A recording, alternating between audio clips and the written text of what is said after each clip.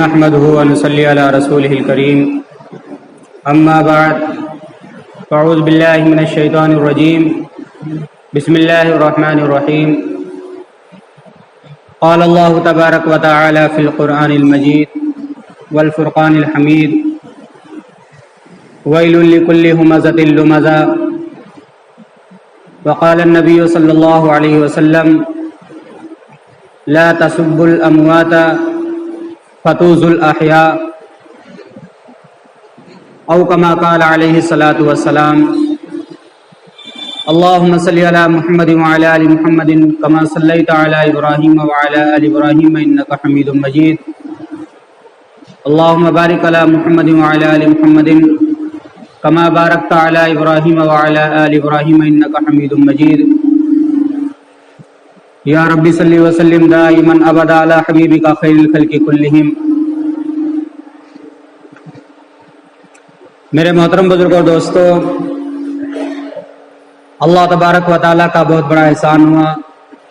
اس کا کرم ہوا کہ اللہ تبارک و تعالیٰ نے ہم اور آپ کو نماز جمعہ کی نسبت سے مسجد میں جمع فرمایا۔ اللہ تبارک و تعالیٰ سے دعا ہے اللہ تبارک و تعالیٰ ہم اور آپ کا یہاں پر جمع ہونا قبول فرمائیں اور ذریعہ آخرت اور ذریعہ نجات بنائیں، اور جو باتیں سنیں اس پر ہم سب کو آسانی کے ساتھ عمل کرنے والا بنائیں۔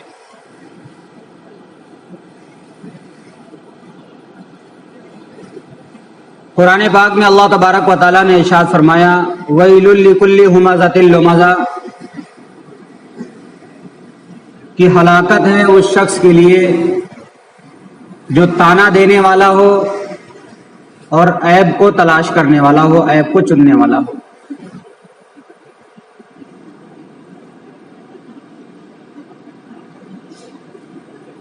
کیونکہ مسلمانوں کے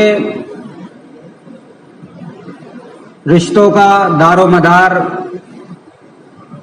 بھائی چارگی کا دار و مدار، اخوت کا دار و مدار اس چیز کے اوپر ہوتا ہے کہ ہم اور آپ آپس میں کسی کے عیب کو تلاش نہ کریں، کسی کو تانا نہ دیں، کسی کو برا بھلا نہ کہیں۔ اگر یہ چیزیں ہمارے اندر آ جاتی ہیں تو ہماری زندگی بہت ہی آسان ہو جاتی ہے، معاشرے کے اندر ہمارا رہن سہن بہت ہی اچھا ہو جاتا ہے۔ لیکن یہی کچھ خرابیاں جو ہم اور آپ کو بظاہر تو بہت چھوٹی نظر آتی ہیں، لیکن جب ان کا اثر ہماری زندگی کے اندر آتا ہے تو اندر سے بالکل ہم کھوکھلے ہو جاتے ہیں۔ کیونکہ کسی کے عزت کے اوپر حملہ کرنا، کسی کو گالی دینا، کسی کو نقصان پہنچانا، کسی کا خون بہانا، کسی کو ناحق ستانا، یہ بہت ہی بڑے گناہ ہیں، اور اللہ تبارک و تعالی سے یہی امید ہے اور ہم لوگوں کو یہی دعا کرنا چاہیے کہ اللہ تبارک و تعالی ہمارا کی ان بڑے بڑے گناہوں سے حفاظت فرما دے۔ کیونکہ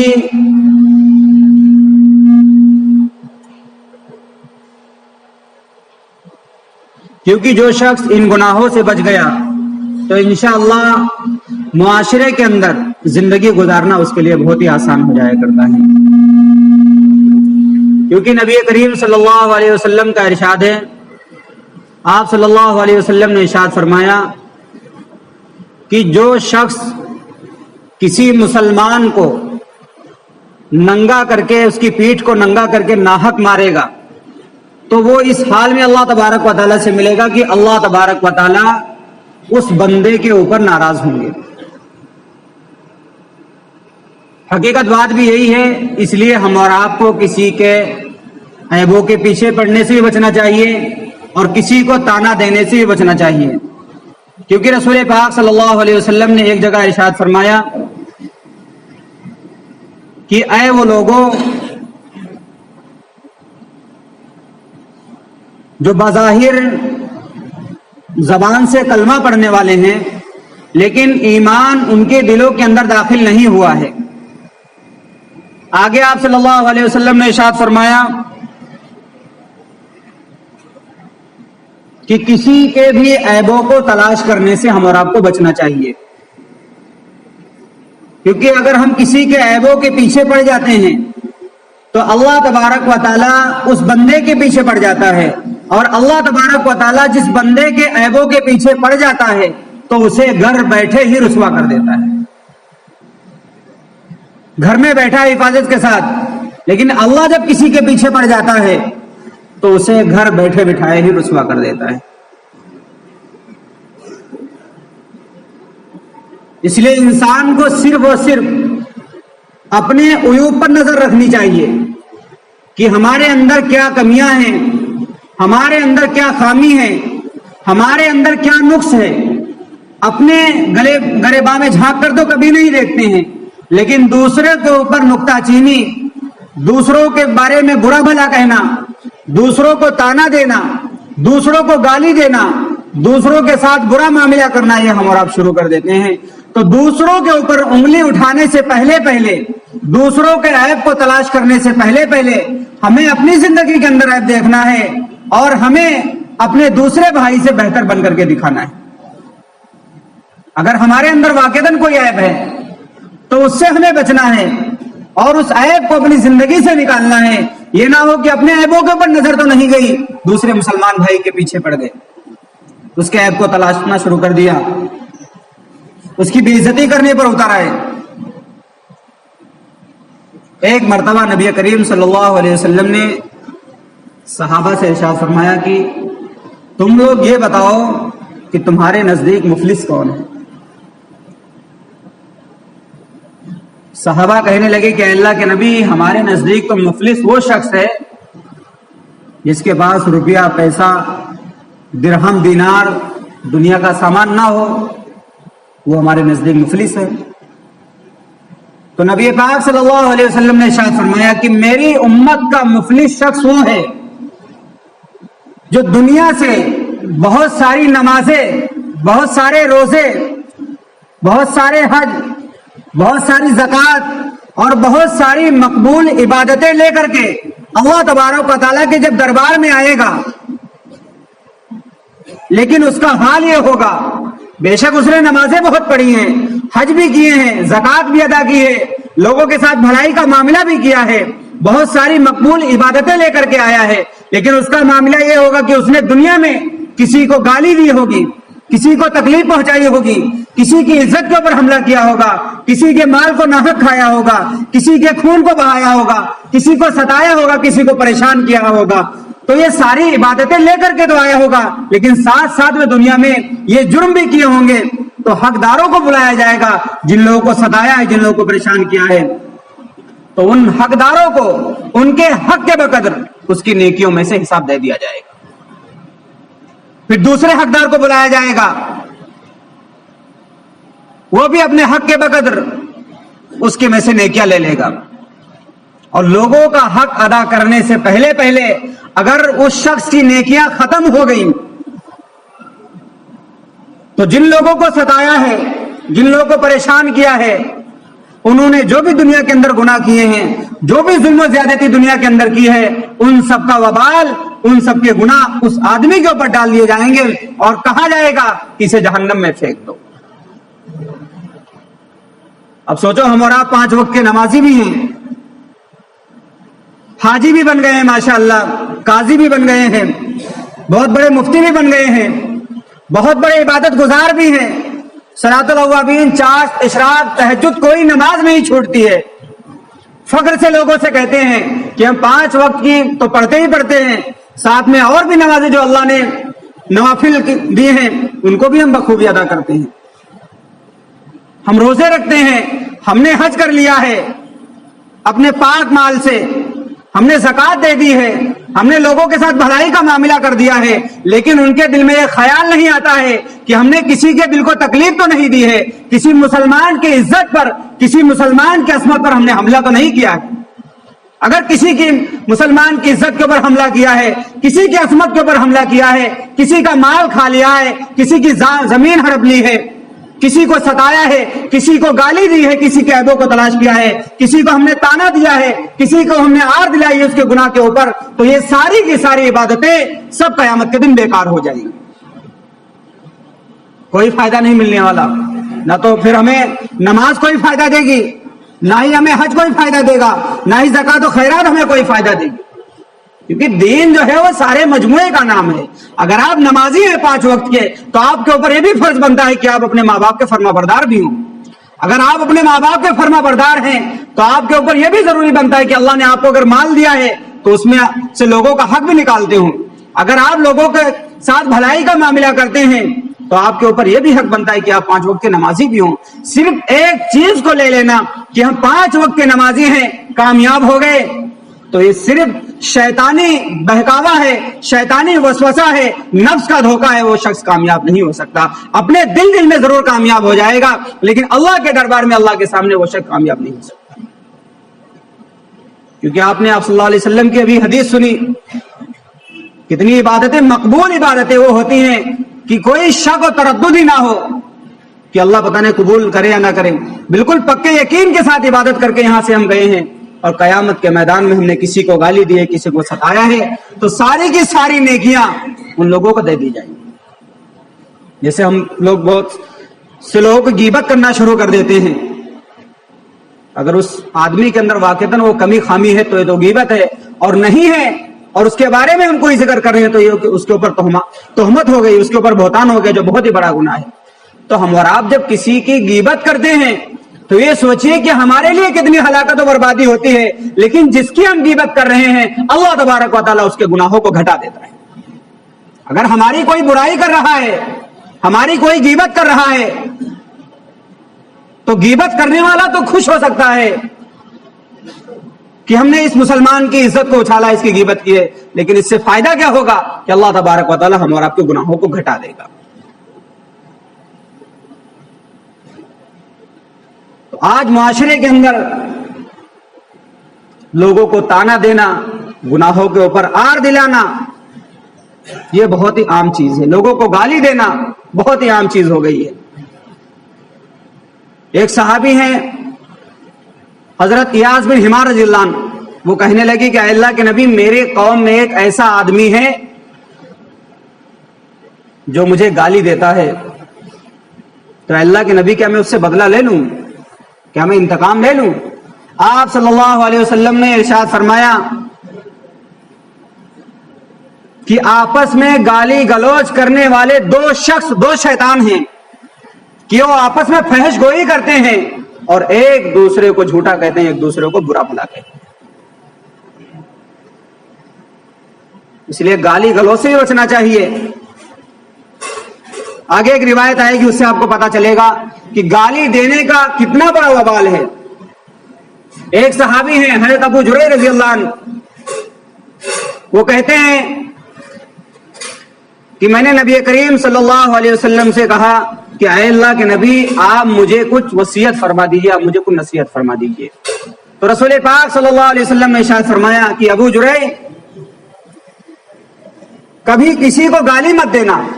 تو وہ کہتے ہیں اس کے بعد میں نے نہ کبھی غلام کو گالی دی، نہ ہی کسی آزاد کو گالی دی، نہ ہی کسی اونٹ کو گالی دی، نہ ہی کسی بکری کو میں نے گالی دی، کبھی کسی کو گالی نہیں دی. اس کے بعد آپ صلی اللہ علیہ وسلم نے ارشاد فرمایا، ان سے مزید کچھ باتیں اور نصیحت کے طور پر ارشاد فرمائی کہ کسی بھی نیکی کو کمتر سمجھ کر کے، حقیر سمجھ کر کے کبھی مت چھوڑنا، اسے ضرور کر لیا کرنا. اور تمہارا اپنے مسلمان بھائی سے خوش اخلاقی کے ساتھ ملنا، خندہ پیشانی کے ساتھ ملنا، یہ بھی نیکی کے اندر شامل ہے. آپ کسی سے ملتے ہیں، سلام دعا کرتے ہیں، اچھائی سے، بھلائی کے ساتھ، خندہ پیشانی کے ساتھ، چہرے کو اچھا رکھ کر کے اس سے حال چال پوچھ لیتے ہیں، تو یہ بھی نیکی کے اندر شامل ہے. اس کے بعد آپ صلی اللہ علیہ وسلم نے ایک نصیحت اور کی کہ اپنے تہبند کو ہمیشہ پنڈلیوں تک اونچا رکھنا. کتنا پنڈلیوں تک؟ پنڈلیاں کہاں ہوتی ہیں آپ لوگ غور کیجیے. آگے فرمایا کہ اگر اتنا نہ کر سکو تو کم سے کم ٹخنوں تک اونچا رکھا کرو، اپنے پیجامے کو، اپنے تہبند کو، اپنے پینٹ کو، اپنے ازار کو. کیونکہ جو شخص اپنے تہبند کو یا پیجامے کو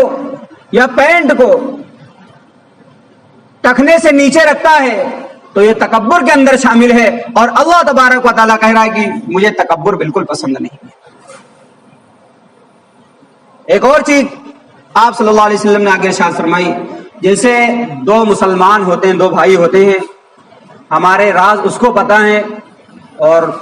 اس کے راز ہمیں پتہ ہیں. اب سامنے والا آتا ہے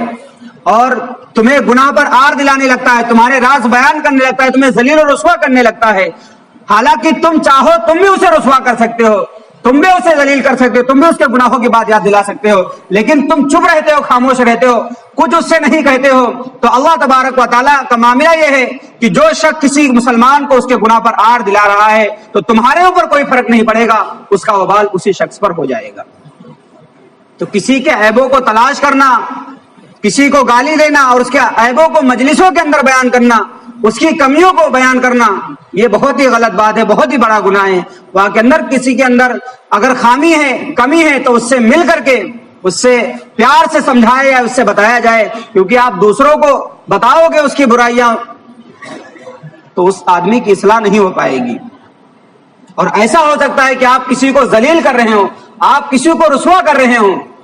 تو وہ اپنے گناہوں پر اور جرات کرنے لگے کہ میں اب تو معاشرے کے اندر بدنامی ہو گیا ہوں، اب تو میری ہر طرف بے عزتی ہو گئی ہے، اب تو میں ذلیل ہو گیا ہوں، میرا معاشرے کے اندر کوئی وجود، کوئی وقار نہیں رہا ہے، تو اب تو میں کھلم کھلا بہت سارے گناہ کروں گا. تو آپ یہ سوچ کر کے غیبتوں، چغلخوری کو اور کسی کے عیب کو تلاش کرنے کو چھوڑنا ہے کہ ایسا نہ ہو کہ وہ سامنے والا جس کی ہم برائی کر رہے ہیں کل کو وہ گناہ کے اوپر جرات کرنے لگے، پھر ہم بھی اس گناہ کے اندر شامل ہو جائیں گے. تو اس چیز سے بھی ہمیں بچنا ہے. حضرت ابو ہریرہ رضی اللہ عنہ بیان کرتے ہیں کہ ایک مرتبہ رسول پاک صلی اللہ علیہ وسلم بیٹھے ہوئے تھے، حضرت ابو بکر رضی اللہ عنہ بھی ہوئے بیٹھے ہوئے ہیں.